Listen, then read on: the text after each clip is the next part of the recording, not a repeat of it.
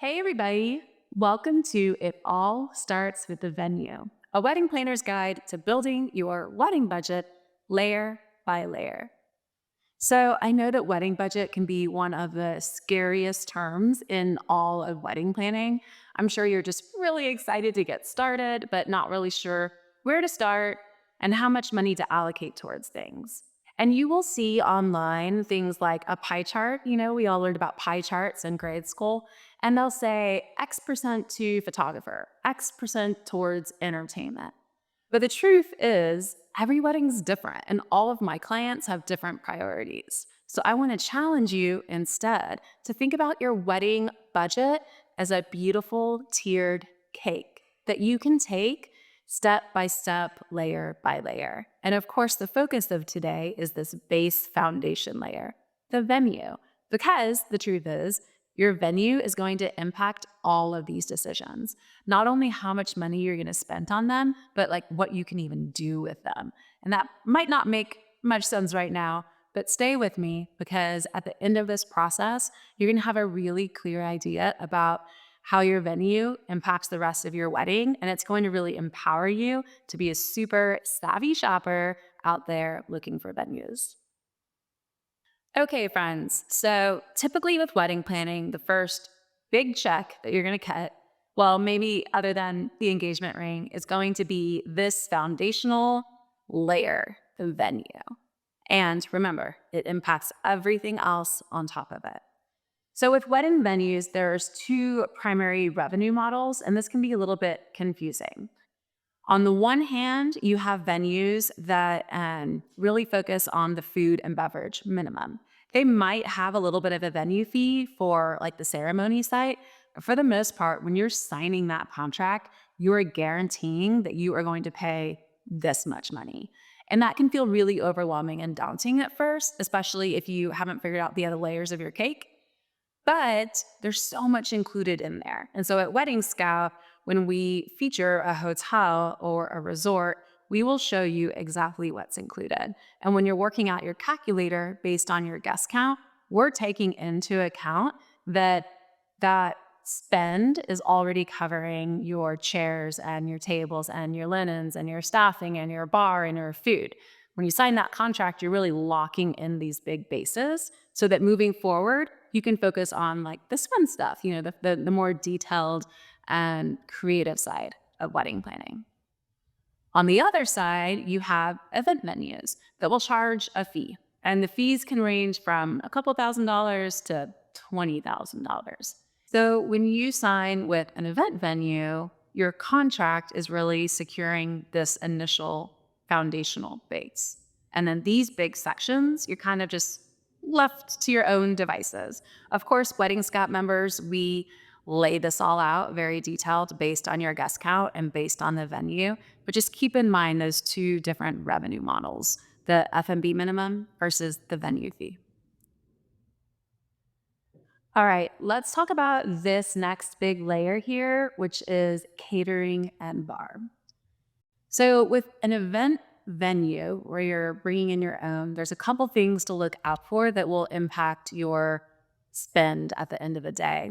One of them is access time. So if you are requiring your vendors to have a really short period of time to set up, they're going to need to overstaff. You're going to be paying for physically more people because that's what is required to get the job done. There are some venues that wedding planners know where you're definitely going to be upping those staffing costs when it comes time to pay your catering bill.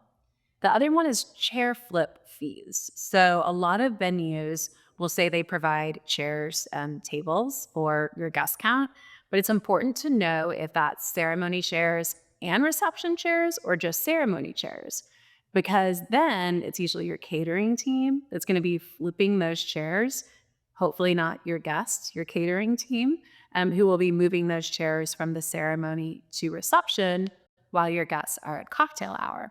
Totally fine. Nothing wrong with that at most venues. However, your caterer is going to charge a fee for that. So keep that in mind if you're booking a venue that only has half as many chairs as you actually need. Okay, the other thing I want you to take into consideration before booking a venue is Have a really clear understanding if their catering list is preferred or required. Some people will just have a preferred list and you're allowed to go off that list, which can be really helpful if you want food trucks or you're just trying to save money and want to do something more casual. Maybe, there's a mom and pop restaurant that you absolutely love. Make sure you can bring them in before you sign that contract. Other venues will have a required list, and oftentimes there's some kind of a partnership happening there with those companies. And I'm not casting shade on anybody. If I were a venue manager, I would do the same thing. I can see value in having an established list of companies who not only are going to do right by your client, but know your venue, know your rules, know the protocols. What I do take issue with is sort of that surprise fee on the back end. So sometimes you'll be getting your catering bids and you'll see a little line item that says flat out 5%, 10% venue fee. And for people really watching their budget, I mean, this is a huge chunk of your overall budget. 5 to 10% can break here, right? So be sure to ask about that up front before signing on the dotted line. Okay, if you are booking at a hotel or a resort, this section is a bit more straightforward. However, there are still a couple things that I want you to look out for. One, when you're looking at their menu for this year, but you're getting married 16 months out, just know that that menu is going to change and the pricing might change too, although inflation's been difficult. So future pricing might be better.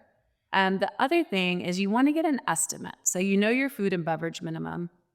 Always be sure to add the 22 to 26% service fees and the 8.25% sales tax on top of that. Don't think your F&B minimum is your budget. You got to add the fees. Now, you also want to make sure you get an estimate based on your guest count.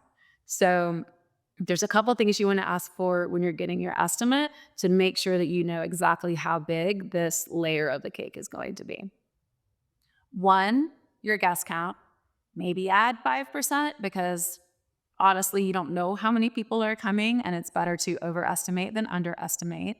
You want to think about your vendors, especially if you're going to have a band. If you have a large band and videographers, photographers, wedding planners, go ahead and have them add 13 to 15 vendor meals into your estimate. If you're going to have a band, you also want to ask about a power drop. So have them put that into your estimate. And the other thing that tends to surprise people is the food and beverage for getting ready. We've all stayed at hotels and paid $4 to $6 for like a bottle of water, right? Brunch, all of that. You're going to be paying a convenience fee. And I highly recommend it. I think that the morning of the wedding is sometimes the most joyful part because you're relaxed and you're with your friends and you don't have 200 people staring at you. But just make sure to keep that in mind when you are signing a contract with a hotel or a resort. Do not sign a contract just based on the F&B minimum. Make sure you have an estimate in a PDF emailed over to you. Okay, so we're still on this big fat layer.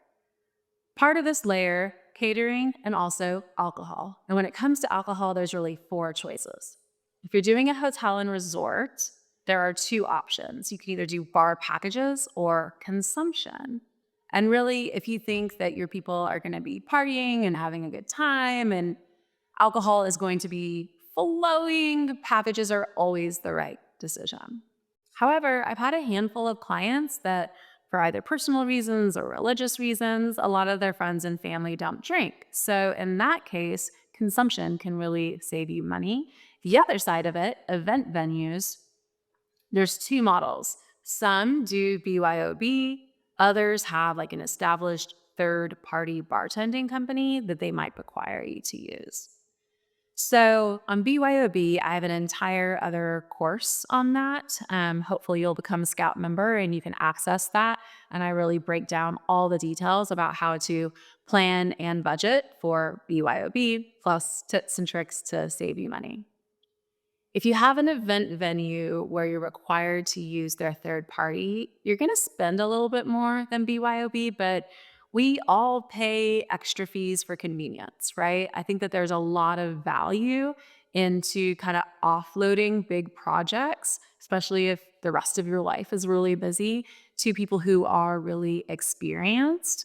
I have found a lot of the third party bartending companies to be just really great, well oiled machines. It's all they do. Their bartenders are really talented. I would just say, like, don't be discouraged at the idea of spending a little bit of extra money for that service. I think it can really be worth it. Okay, guys, we are moving up our wedding cake budget. This nice section here is rentals. And holy cow, this decision, the venue absolutely impacts rentals a lot. On our calculators for Scout members that you can access, we take into account what the venue provides. And so every venue, whether it's a hotel, resort, or an event venue, is going to have a different line item for rentals based on your guest count. With hotels, just because they say they had chairs, get a photo. Make sure you like those chairs, that you're going to use those chairs. For the most part, hotels and resorts will include linens, tables, chairs, china, glassware, sometimes even your dance floor and stage, but not across the board. So get a really clear understanding of what's included, what's not, of the items included. What do you want to keep for your day? I'm gonna have to be honest, even some of the nicer hotels, I will not like the plates, for example. So there are certain items based on the hotel where I can already tell my client in advance, we're probably gonna spend money on plates. Chairs are typically the most offensive. So be sure to look at the chairs before you just decide, that piece is done. When it comes to event venues, they run the gamut. This day and age, a lot of event venues do provide tables and chairs. You need to be aware of the exact number, because if you're getting married there on site and you have 150 guests, then you need 300 chairs, unless your caterer is going to move them for you, which of course is a fee that you need to understand. Some venues, you bring everything in. They provide zilch, nada, which Wedding Scout can be really helpful with, because we at least give you a line item budget based on your guest count for those basic rental pieces that you need for a successful event. The other really big thing you need to think about if you are booking, well, really any venue, is your access time. So similar to caterers, the rental team needs to know how much time they have to get in and get set up. If you're only getting them 2 hours and they have an entire wedding to set up, you're going to be paying extra fees for that extra manpower. And I promise it's necessary. Because you have to imagine, as a rental company, they're spread out all over probably Central Texas on a popular wedding date. And so from a logistical perspective on the back end, they're having to figure out drive time and really guess how long each wedding is going to take to set up. So when you're asking for them to be there at a specific time because your venue requires it, you're going to pay a premium for that. Okay, so you might be checking out this big, beautiful cake and wondering, why in the world is this chunk so massive? Well, my friend, it represents not just rentals, but also tenting. And your venue choice impacts your weather plan for obvious reasons. When it comes to tenting, I have been in tents under every possible weather scenario you can imagine. I have a lot of tips, a lot of tricks. I have a completely separate course just on budgeting and planning for tenting that, if you're a member, I hope you'll check it out. For now, I do want to say, when you're picking this venue, this nice foundational piece here, think in terms, are you a risk taker or are you risk averse? If you're risk averse, that means, imagining your wedding day, the rain is pouring down, it's freezing cold. Even though you have a plan B that you've paid for, are you content? Does that curveball totally knock you off your center? If so, don't go there. Like, just don't. Look at venues that have a really solid indoor backup plan or plan to have all the events of your wedding inside. However, if you are more of a risk taker or being outside at your wedding is really important to you, bravo. I love a tent wedding. I actually wish everybody could experience the moment when a big Sperry's tent goes up and you're kind of in the underbelly. I just think it's magical. Love, love, love tented weddings. You just need to make sure you can afford it because a lot of people are absolutely shocked at how much they can cost. And then also just take into account the ground, right? So the weather plan dictated by your venue isn't just what's falling from the sky, it's also the temperature and the wind and the ground. Make sure you understand all of your options before booking that venue. So I think for most people, it's pretty obvious why these layers are impacted by your venue. So, what are we going to fit in here? First off, let's talk entertainment. Whether you are hiring a DJ or a band, you need to think about where they're setting up, if a stage or a platform is included. If it's included, great. If it's not, then you really want to understand that cost. I typically, without knowing much about the client, would budget 1200 for the stage and 1200 for the dance floor. Some venues obviously don't have like a outside dance floor that comes in. Maybe they have a concrete patio that's often used for the dance floor. If that's what you like, that's fine. Just make sure you know going into it. The other determining factor is access time. Bands typically require 3 hours to set up, so make sure you have that time blocked in before you sign on the dotted line. The other consideration is power. So, a lot of venues have the power that's necessary to supply, the amps and the wattage that your band contract is going to require. But many other venues, hotels and resorts, are going to charge an extra fee for that. So make sure that's baked into your estimate from the beginning. You will see in your band contract, especially the requirement for a green room. Most venues will have some sort of a room for your band, and most bands are flexible, but not all. So if you had a band that is really requiring a specific type of green room where other vendors aren't sharing that space, where they need to have a case of water and a list of sodas and all these things that they include in their contract, make sure that either your venue or your caterer can provide those pieces. Another part of this layer that most people would never imagine the venue would impact is your glam time, hair and makeup. This is especially important if you have a large wedding party and you want them all to have hair and makeup. That takes a long time. Some venues give you a stretch of time and have a beautiful bridal suite and groom's cottage where everybody can just spend the whole day there, and that's really great. Then there's venues where, and you'll see when you watch our scout videos, that we recommend getting ready off site. So that means an extra expense sometimes of having like an Airbnb or even a hotel room. And don't forget, just because your hotel or resort is gifting you a night, the night of the wedding, check-in is usually 3 o'clock. So that suite, if you don't want to have to move around the hotel, you're going to need to book that the night before as well. Or you can ask them, a lot of the hotels and resorts, if you're having your wedding there, will have a special like conference room space or something that you can access early for your hair and makeup time. So, this gorgeous layer here not only represents entertainment and glam time, it also represents photographer and videographer. And I don't blame you if you're thinking, how in the world does my venue choice impact this? Let me explain. Some venues are just logistically challenging. And depending on what the couple wants, there can be a lot of photos and videos that need to be captured before the ceremony even begins.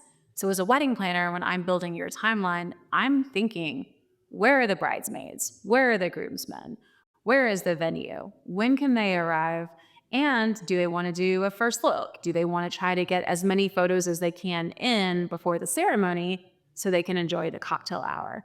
If that's the case, you really need to work with your photography and videography team to see how much time they need, because the venue access time and again, the logistics can really impact at the end of the day how many people you need on your team.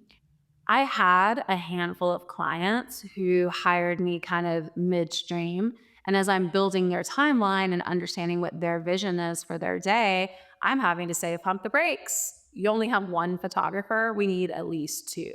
For larger weddings that have logistical challenges, sometimes three photographers is necessary. So, again, just make sure you know the logistical challenges of your venue. Imagine where you think your wedding party is going to be. Imagine if you want a first look, how many photos you want taken before the ceremony, and try to talk to your potential photographer or videographer about how many people are needed, because adding a photographer is going to be a couple of $1,000s. So if we want to make sure we bake that into our budget in advance. Way to go, sticking with me this long. We are now at the top of our cake. I'd like to talk about a couple of your remaining vendors and how your venue choice is going to impact your decisions here. Stationery. What? Your venue choice can impact stationery? Absolutely. And let me tell you why. A lot of hotels and resorts will actually have some of your basic stationery kind of baked into your costs, something that they're already offering. So you'll see menus, for example, they're happy usually to print off a menu for your guests. They're also able to, when you imagine your servers walking around with appetizers, they might already have the little tit cards that tell people what they're going to be eating, and then also your bar menus. So I've never heard of a venue doing your wedding invitations, but that day of stationery, those costs can really add up. So when you're looking at your venue and you're seeing how your venue is going to impact all your different vendor decisions, think about stationery and be sure to ask those questions. Guys, even your wedding cake is impacted by your venue choice. Think I'm crazy? Let me explain. If you're booking an event venue where you bring everything in, you don't even have to have a wedding cake if you don't want to. However, if you're booking at a hotel or resort, there's a lot of questions you need to ask, because a lot of them who have pastry chefs on site include the cake as part of your 3 or 4-course meal. With that said, what they're usually including is based on your guest count, like a simple white buttercream tiered cake. If you're wanting something so intricate and gorgeous like this cake, you're going to be paying an extra fee. So ask those questions in advance. I don't expect you to know exactly what you want your wedding cake to look like when you're searching for a venue, but if it's something important to you and if it's part of your design, like it's going to be sort of, center stage and like just something that's really important to you, you need to ask those questions in advance. If you're getting a cake at a hotel or resort, they usually have some of the best pastry chefs who are employed full time. And so you can really feel confident that your cake is going to be delicious. Just make sure you ask the questions about design so that you're not surprised later on. Okay, we made it to our final category, which is design. In my mind, with our wedding budget cake analogy, design is represented by all this gorgeous applique, this beautiful bow, the fun ruffles. Once you know the basic parts of your wedding budget, that really frees you up to see how much money you have left over for the fun stuff. And the fun stuff is definitely impacted by your venue choice.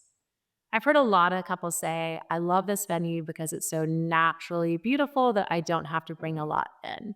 And if that's your aesthetic, amazing. You're still going to want to ask a lot of questions though, right? So for event venues, one of the things that we run into a lot with design, floral specifically, is wind.